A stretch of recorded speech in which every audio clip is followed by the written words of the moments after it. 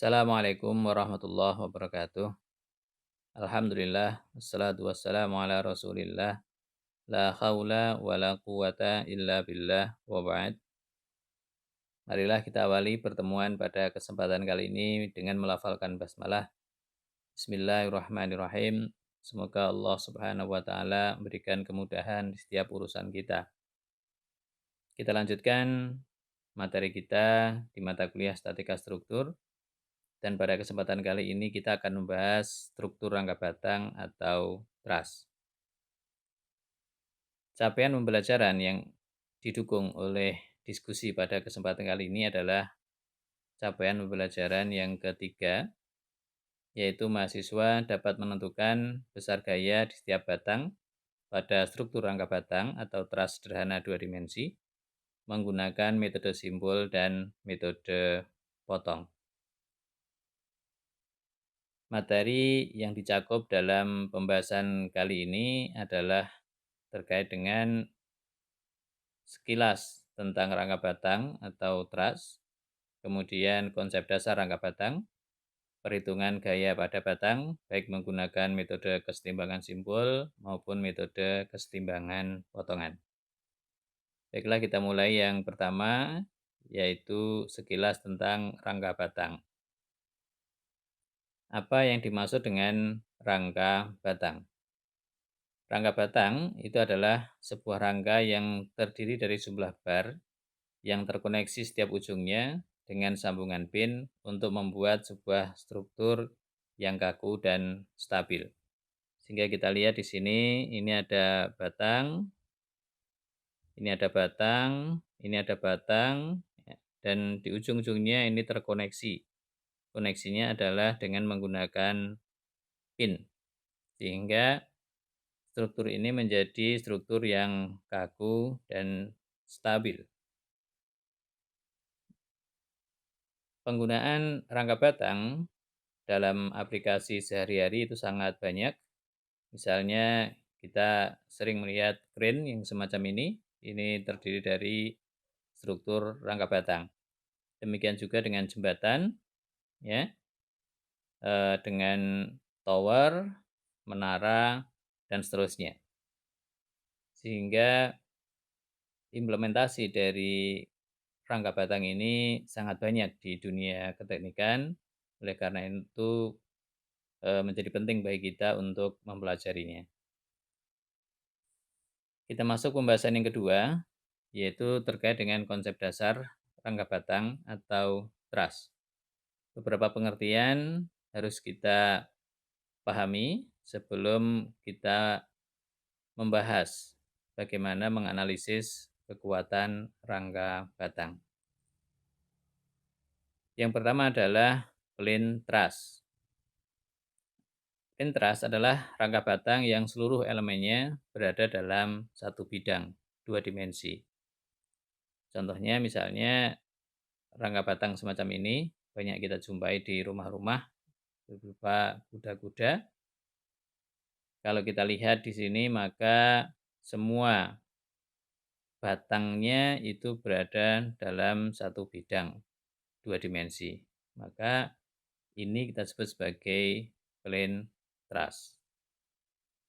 Yang kedua, elemen dasar rangka batang. Elemen dasar dari rangka batang adalah segitiga yang terbentuk dari 3 batang, ya, yang saling terkoneksi dengan sambungan pin di setiap ujungnya. Sehingga kita punya di sini ada 1, 2, 3. Ini 3 batang dan di ujung-ujungnya ini terkoneksi dengan pin. Inilah yang kita sebut sebagai elemen dasar rangka batang, yaitu segitiga. Kemudian, struktur yang terbentuk dari elemen segitiga ini kita sebut dengan simple truss, rangka batang sederhana. Konsep berikutnya yang harus kita pahami adalah beban pada setiap elemen di rangka batang.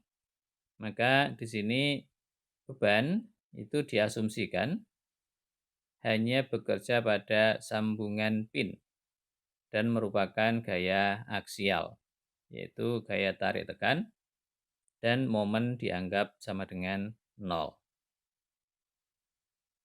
Artinya kalau kita memiliki sebuah elemen ya dalam rangka batang, maka gaya yang bekerja itu hanya tarik dan tekan ya. Tarik itu berarti dia menarik elemen tersebut sehingga dia akan bertambah panjang. Tekan itu berarti dia akan menekan elemen tersebut sehingga dia akan memendek. Setiap elemen dalam simple truss itu selalu berada dalam keadaan tertarik atau tension ya, maupun tertekan atau dia mendapatkan compression. Jadi di sini dianggap bahwa momen itu sama dengan nol, yang ada hanya tarikan dan tekanan. Nah, ini contoh aplikasi dari rangka batang gitu ya. Maka analisisnya itu kita idealisasi bahwa gaya-gaya yang bekerja itu hanya bekerja pada pin atau pada sambungannya, sehingga di situ elemen-elemen yang menyusun rangka batang tersebut mendapatkan gaya-gaya normal saja atau gaya aksial, tarik dan tekan. Konsep berikutnya adalah jika sebuah elemen mendapatkan gaya tarik, maka seluruh potongan elemen tersebut akan mendapatkan gaya internal berupa gaya tarik atau tension. Ya, kalau kita melihat ada batang yang mendapatkan gaya tarik semacam ini, maka seluruh potongan elemen tersebut akan mendapatkan gaya internal berupa gaya tarik. Jadi dimanapun di sini itu adalah tarikan. Oke, sehingga kalau ini kita potong, misalnya kita potong di tengah, oke, di sini itu, maka kita akan mendapatkan dua potongan, ya, dan dua-duanya ini akan mendapatkan tarikan. Kalau seandainya potongan ini kita potong kembali, di sini misalnya, maka dia akan menjadi dua potongan dan masing-masing itu mendapatkan gaya tarik juga. Nah, demikian juga kalau seandainya itu mendapatkan gaya tekan, maka seluruh potongan elemen tersebut akan mendapatkan gaya internal berupa gaya tekan atau compression. Ya, kalau ini misalnya batang tekan ini kita potong di tengah, oke, maka kedua potongan tersebut akan mendapatkan gaya tekan. Kalau potongan tersebut kita potong kembali, maka kita akan mendapati dua-duanya juga mendapatkan gaya tekan. Artinya di seluruh bagian dari struktur ini, ya, seluruh bagian dari elemen ini akan mendapatkan gaya yang sama. Kalau gaya tekan, maka seluruhnya akan mendapatkan tekan. Kalau gaya tarik, maka seluruhnya akan mendapatkan gaya tarik. Oke. Nah, kemudian bagaimana dengan tumpuan pada struktur truss?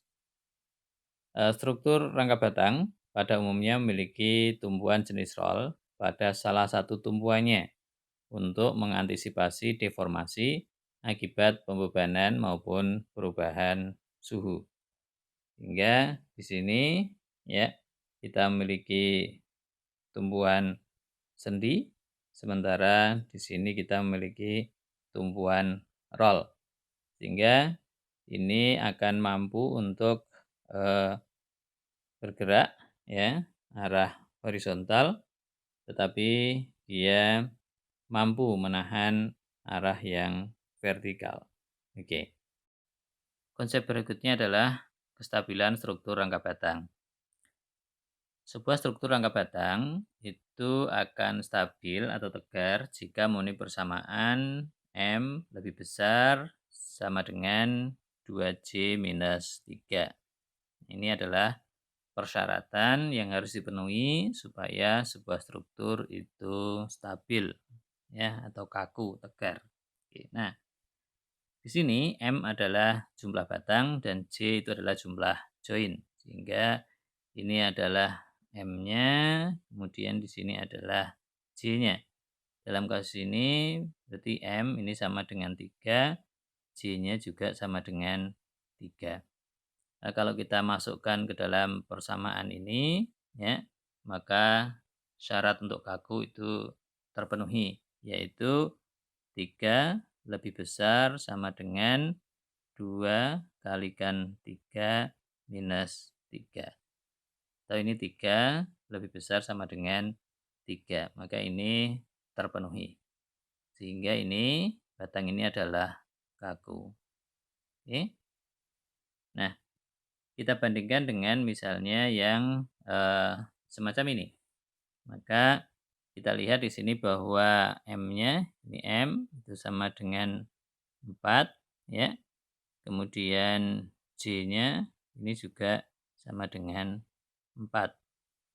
Maka persyaratan bahwa M itu harus lebih besar sama dengan 2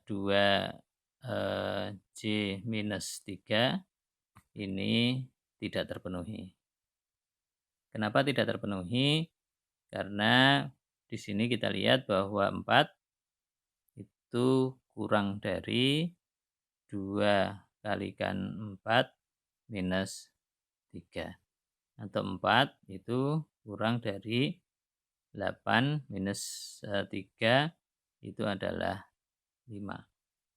Sehingga di sini kita lihat ini adalah tidak kaku ya, tidak kaku. Oke, bisa kita perhatikan di sini ya.